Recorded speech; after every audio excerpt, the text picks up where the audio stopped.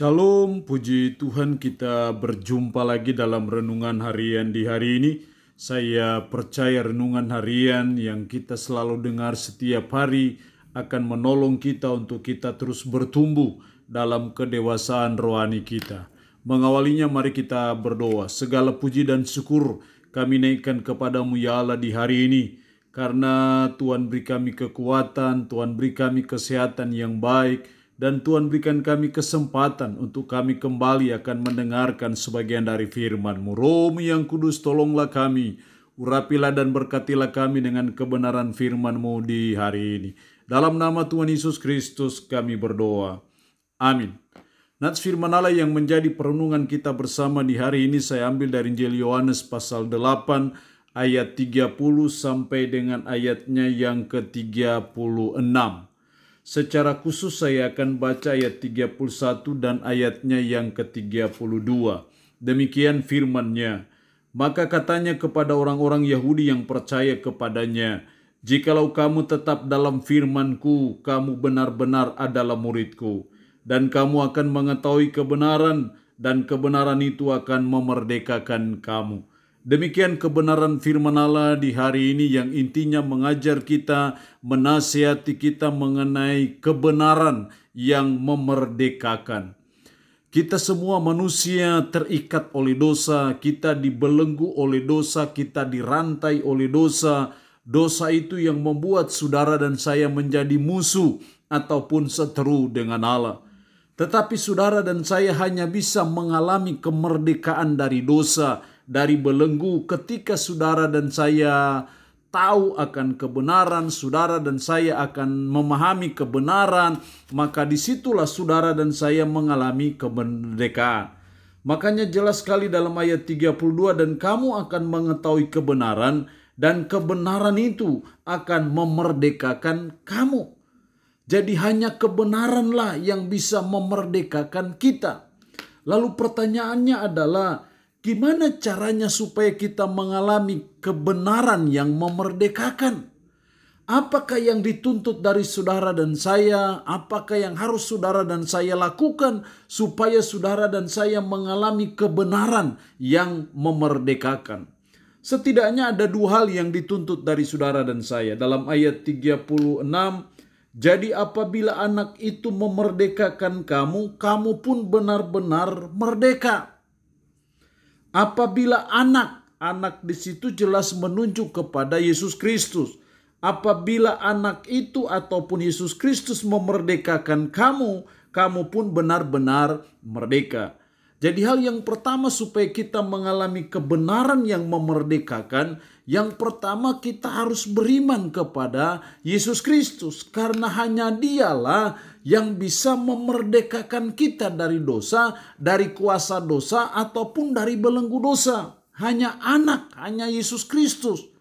Karena hanya Yesus Kristus yang bisa memerdekakan kita, maka kita harus percaya kepada Dia, kita harus beriman kepada Dia, karena Dialah yang datang sampai Dia mati di Bukit Golgota demi dan untuk menebus dosa saudara dan saya. Dia sudah mengalahkan kuasa dosa itu lewat kebangkitannya dari antara orang mati.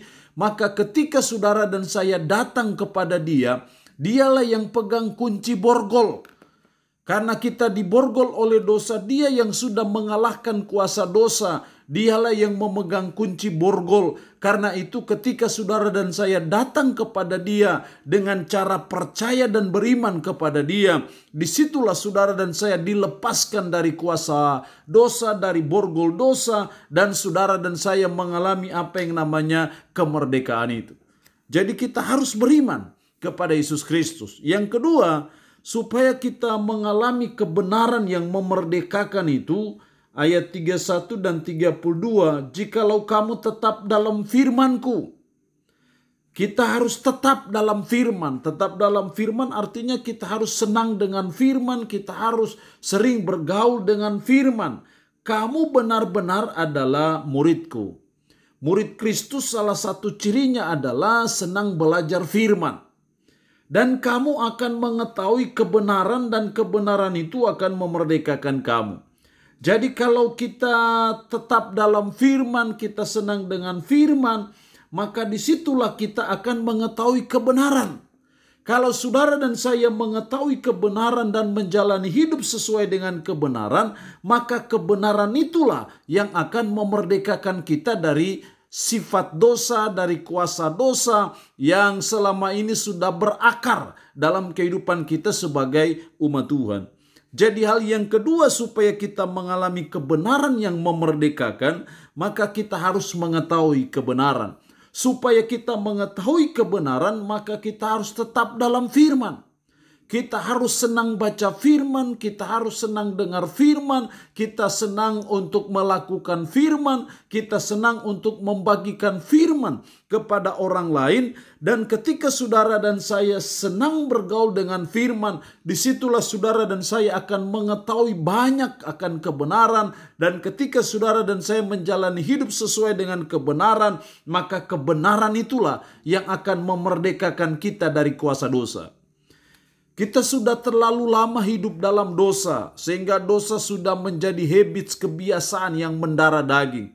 Karena itu hanya kebenaran firman yang kita tahu dan kita jalani sesuai dengan kebenaran. Yang kita tahu tentang firman, kita belajar dan mengusahakan untuk menerapkannya, menghidupinya dalam kehidupan kita sehari-hari. Maka kita akan mengalami apa yang namanya kebenaran yang memerdekakan itu.